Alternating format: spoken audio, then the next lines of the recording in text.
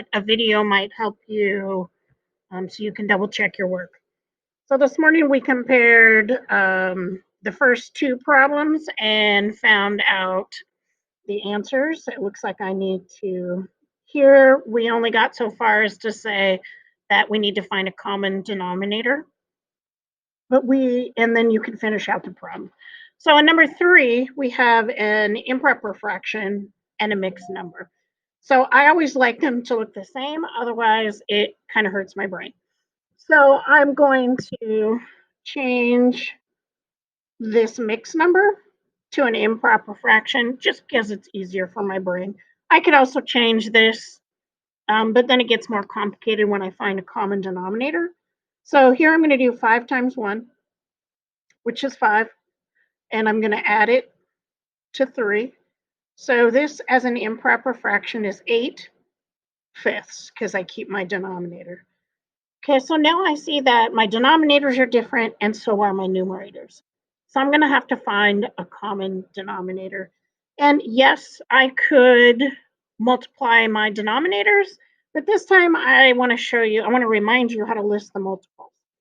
So I'm going to go over here and list the multiples for 4. So 4 times 1, 4 times 2, 4 times 3, 4 times 4, and 4 times 5. And I'm going to stop there. And now I'm going to list the multiples for 5. So let's see, 5 times 1, 5 times 2, 5 times 3, 5 times 4. Ah, look at that. I did get the same thing had I, as if I would have multiplied my denominators. So I'm going to use 20 as my common denominator. So I'm going to change 5/4 into 20ths. And I also have to change 8/5 into 20ths. And I ended up multiplying my denominators. So I already know that 4 times 5 is how I get 20. So 4 times 5. Whatever I do to the bottom, do to the top. 5 times 5 is 25. So now I can say that 5/4 is equivalent to 25/20ths. Now I'm going to go over here and look at my 8/5, and I'm going to turn that into 20ths. And again, I know that I multiplied 5 times 4 to get that 20, so I'm going to put it right here. And I'm going to do the same to the top. 8 times 4 is 32. So now I know that 8/5 is equivalent to 32/20ths. So we are now comparing fractions that have the same denominator. So if they have the same denominator, we look at the numerator, and the larger the numerator, the larger the fraction. I would solve number 4 the same way. I would come over here and say, I'm going to change this to an improper fraction. So 3 times 3 is 9.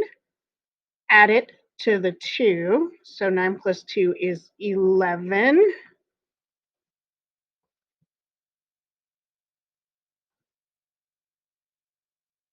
And I keep my denominator, so 11/3.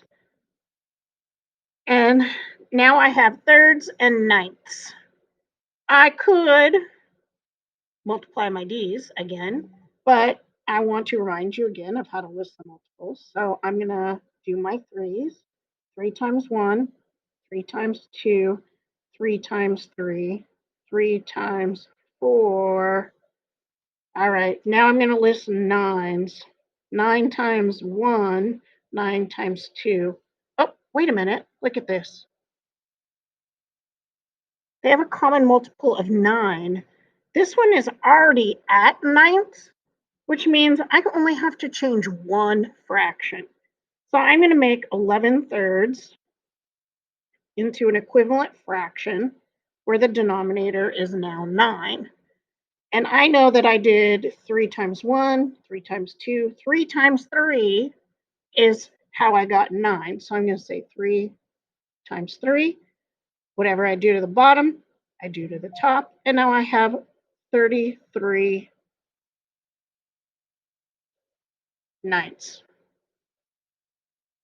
So I'm going to come over here and I'm going to say that 11 thirds is equivalent to 33 ninths. And if I look, both of my denominators now are 9. And if I look at the numerator, the larger the numerator, the larger the fraction. Remember that when you do greater than, less than, or equal to, the open side always faces the bigger number. I think in kindergarten we said the alligator. So if you like made this into teeth, it was like an alligator. The alligator mouth trumps the bigger number, if that helps you remember. All right, 4.5 and 4 2/4. I was trying to be a little bit tricky on this one. But if you notice, the whole numbers are the same, and then we have 1/2 and 1/4. But if you do the math and I change this half into fourths, so if 1/2, if I were to change it into fourths, I multiply 2 by 2 to get 4, and then I would get 2/4. So in actuality, 1/2 and 2/4 are equivalent fractions, which means they are the same thing. So your answer here should have been equal to. If you went and did all the math where you changed everything, that's fine, as long as you ended up with the same answer. There's multiple ways to solve the problems. Okay, again, we go down here, same thing. I'm going to make it easy for myself. I'm going to do 6 times 3, which is 18. I'm going to add the 4, so 18, 19, 20, 20, 22. The numerator's 22, and I keep my denominator. So 3 and 4 6 is the same thing as 22 6.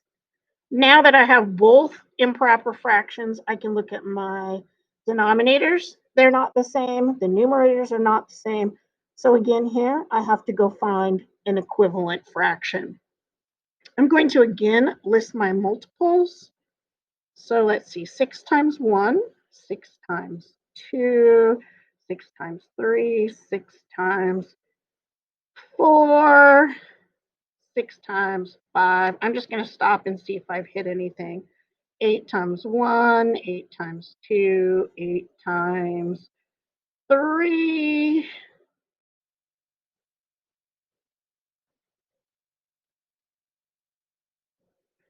And I found that if I use 24 as my common denominator, that I don't have to go any farther here. So I'm going to change both of these into 24ths. Whew, so I have 29 eighths, and I have to turn that into 24ths. Well, I know over here I did 8 times 1, 8 times 2, 8 times 3. So 8 times 3 gave me 24. Do the same to the top. I don't know what 29 times 3 is off the top of my head. I'm just going to do it off to the side. 9 times 3 is 27. 3 times 2 is 6. 7, 8. So this is going to be 87 24ths. So I could go back up here. I'm trying to give myself some more room. So 29 eighths is equivalent to 87 24ths. All right, now let's change 22 sixths into 24ths. So I know if I multiply 6 times 1, 2, 3, 4, I get 24. So 6 times 4, do the same to the top. That will be 88. And I come back up here and I say 22 6 is equivalent to 88 24ths. All right, I'm just going to make this easier for myself so I can see what I'm looking at. Now my denominators are the same. I look at my numerator. The larger the numerator, the larger the fraction. Okay, number 7 would be solved exactly the same way. And tomorrow, I will teach you how to do the challenge problem.